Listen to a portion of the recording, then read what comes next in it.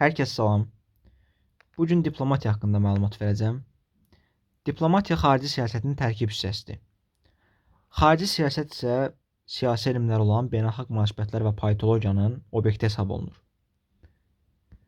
Diplomatiya spesifik fəaliyyət növü kimi dövlətlər yarandığı andan etibarən mövcuddur. Qədim Misir, Qədim Çin, Babilistan kimi dövlətlər yarandığı andan etibarən diplomatik münasibətlər də fəaliyyət növü kimi formalaşmağa başlamışdı. Klassik mənada isə 16-cı əsrin sonları və 17-ci əsrin əvvəlləri formalaşmağa başlayır. Sözün mənasına baxdıqda diplomat sözü hökmdarların rəsmi sənədləri deməkdir.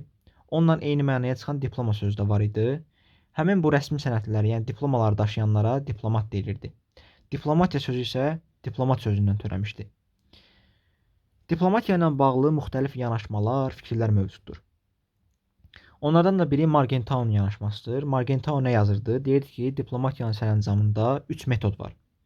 İnandırma, kompromis, yəni razılıq və zorla təhdid. Diplomatik protokol haqqında məlumat vermək istəyirəm. Protokol Yunan mənşəli sözdür. Mənası yəni protokol birinci və kolla yapışdırmaq sözlərindən ibarətdir. Diplomatik protokol bir növ davranış və norma bir növ özündə ihtiva eləyir. Diplomatik protokolun əksər normaları beynəlxalq hüquqi sənədlərdə təsbit edilməmiş nəzakət qaydalarına, ənənəvi nəzakət qaydalarına əsaslanır. Bunlar nümunə kimi qarşılama və uğurlama mərasimlərini, geyim və forma qaydalarını, masa arxasında bayraqların düzülməsini, yerə qırmızı xalça sərilməsini nümunə göstərmək olar. Bu beynəlxalq kateqoriyadır. Bunlara riayət olunmalıdır. Çünki bəzən görürük ki, diplomatik nümayəndələr arasında hər hansısa bir hərəkətin olması dövlətlər arası gərginliyə və yaxud da ictimaiyyət qarşısında bu hərəkətlərin bir mənalı qarşılanmamasına səbəb olur. Bəzən ona milli cizgilər və əlavələr də daxil edilir. Buna Hindistanı və İndoneziyanı nümunə çəkmək olar ki, həmin bu dövlətlərdə diplomatik nümayəndəliklərə qarşı müəyyən milli cizgilər var. Misal üçün Hindistanda diplomatik nümayəndəliyin boynuna hörmət əlaməti olaraq gül sərəngi asılır və yaxud da ki, İndoneziyada şər ruhlardan qorunmaq üçün dualar edilir. Protokoldan müəyyən kənara çıxma qaydaları ancaq daha böyük nəzakətli istiqamətində mövcud ola bilər.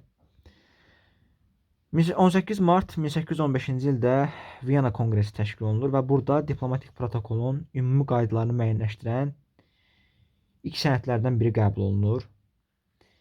Konqresin məqsədi nə idi? Konqresin məqsədi 1-ci Napoleon müharibələrindən sonrakı dövlətlərarası münasibətləri yeni qaydalar üzərində qurmaq idi.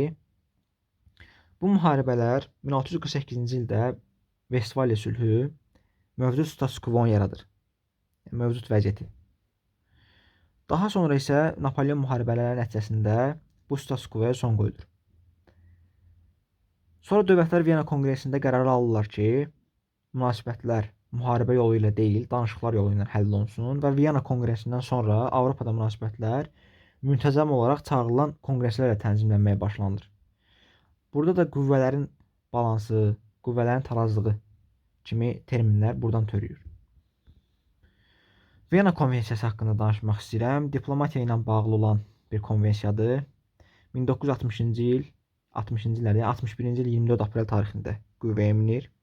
53 maddədən ibarətdir. 53 maddənin bəzilərinin ümumiləşmiş formada izahını vermişəm burada sizə. Məsələn, birinci maddədə diplomatiya ilə əlaqəli bir neçə termin izah eləyir. Digər maddələrdə diplomatik bir növ əlaqələri, nümayəndəliyin təsis edilməsi haqqında funksiyaları, diplomatik nümayəndələrin funksiyalarını, iş prinsipini, vergilərdən azad olmasını, toxunulmazlığı haqqında danışır.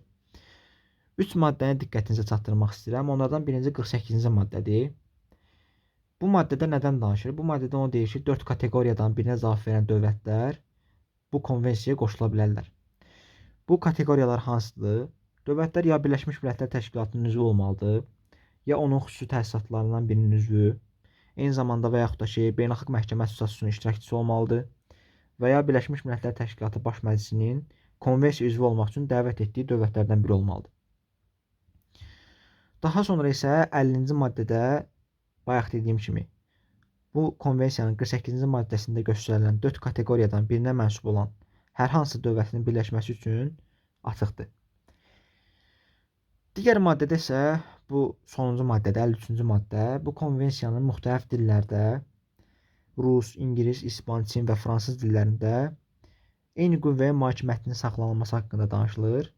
Təbii ki, bu digər dövlətlərin dillərinə də tərcümə olunub. Eyni zamanda bizim öz dilimizə də bu sənədin tərcüməsi var. Mən elə bu mənbələri, maddələri oradan götürmüşəm. Diqqətinizə görə təşəkkürlər. Növbəti videoda da diplomatiya ilə bağlı müxtəlif məlumatlar verəcəm. Növbəti videoda görüşəndək. Sağ olun.